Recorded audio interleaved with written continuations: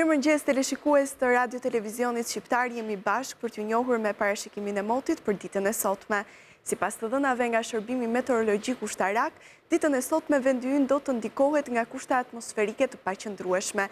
Moti parashikohet kryesisht me vranësira mesatare deri të dendura, por nuk do të mungojnë tek fillimet e herpashershme më të përqendruara në relievet malore, në qendër dhe në bregdet të territorit. Këto vranësira do të shoqërohen me reshje shiu me intensitet të ulët dhe lokalisht mesatar, ndërkohë që era do të fryjë me drejtim juglindje dhe jug-perëndim me shpejtësi mesatare 6 metër për sekond, ndërsa në Lugina dhe Bregdet do të fitojë shpejtësi 10 metër për sekond. Vallëzimi në detet Adriatik dhe Jon do të jetë i ulët i forcës 1 deri në 2 ball.